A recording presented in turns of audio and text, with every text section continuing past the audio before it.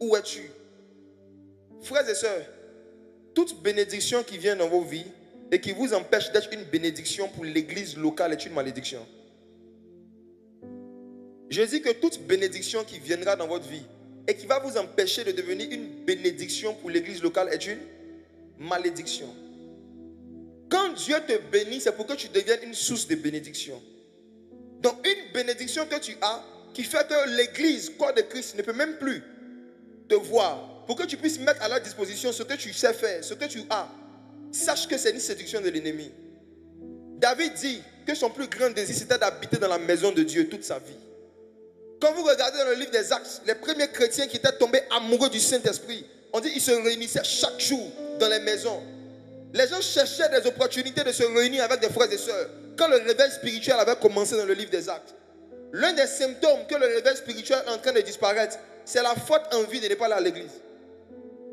Quand tu perds le réveil, tu n'as pas le désir de te réunir avec d'autres frères et sœurs.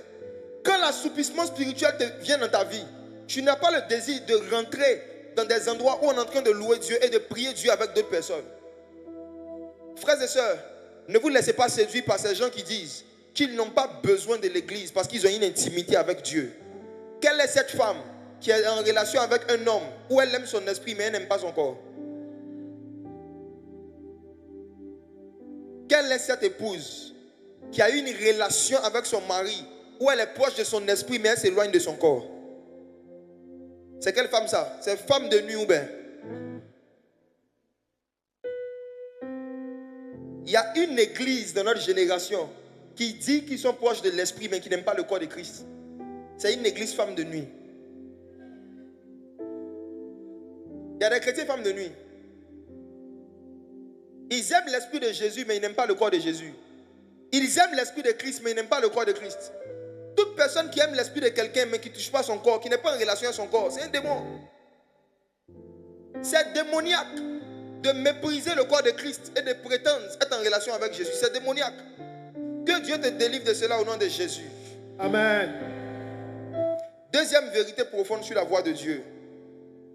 La voix audible de Dieu, même lorsqu'elle est entendue, n'est pas la preuve que nous avons une relation avec Dieu. La voix audible de Dieu n'est pas une preuve que quelqu'un appartient à Dieu ou que quelqu'un a une relation avec Dieu. Pourquoi? Parce que même Satan et les démons entendent Dieu audiblement, mais ils ne sont pas chrétiens. Satan entend audiblement la voix de Dieu, mais Satan n'est pas chrétien. Il est possible d'entendre Dieu clairement sans le connaître. Il est possible d'avoir des songes clairs sans connaître Jésus. Il est possible de faire des visions qui se réalisent sans avoir de relations personnelles avec Jésus. Ne vous laissez pas impressionner par des personnes que vous connaissez qui vivent dans le péché, mais qui sont toujours en train de raconter des songes et des visions qui se réalisent. Dieu donne des songes vrais à tous les hommes, même à Pharaon et Nebuchadnezzar. Je dis que Dieu donne des songes vrais et des visions vraies à tous les hommes, même à Pharaon et Nebuchadnezzar. Souvenez-vous que lorsque Dieu voulait avertir la terre qu'il y allait avoir une famine, Dieu n'a pas donné les visions à Joseph, qui était son fils. Il a donné les visions à Pharaon, qui était païen. C'est Pharaon le païen qui a eu un songe clair, une vision claire. Il a entendu audiblement la voix de Dieu par rapport aux événements de famine qui devaient arriver sur la terre. Mais est-ce que Pharaon était pasteur?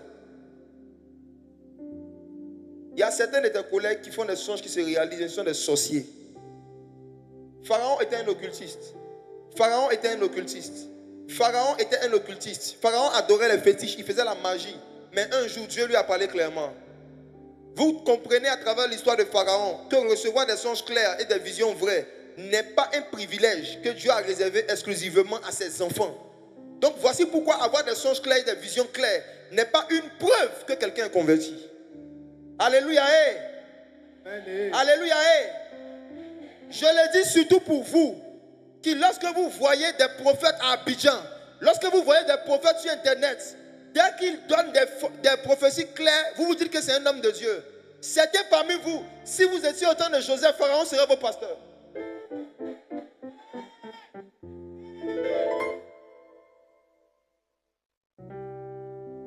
Certains parmi vous, si vous étiez au temps de Joseph et que Pharaon organisait des croisades, vous serez allés. Pourquoi? Parce qu'il a des songes clairs.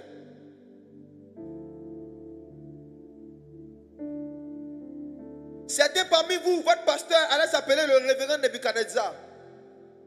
Parce qu'au temps de Daniel, un païen du nom de Nebuchadnezzar a reçu des visions claires sur les événements qui devaient arriver dans les derniers temps.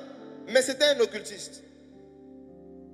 La confusion que nous avons aujourd'hui par rapport aux vrais prophétiques et aux faux prophétiques ne vient pas des faux prophètes, ça vient des faux chrétiens. Je reprends. La confusion que nous avons aujourd'hui par rapport aux faux prophètes, aux faux pasteurs, aux vrais pasteurs, aux faux pasteurs, c'est parce qu'il y a plus de faux chrétiens que de faux prophètes. Et les faux chrétiens se sentent attirés par les faux pasteurs. Parce que tu vas te sentir attiré par le type de pasteur qui a le même cœur que toi. Si toi-même tu es faux, ce sont les faux qui vont t'attirer toujours.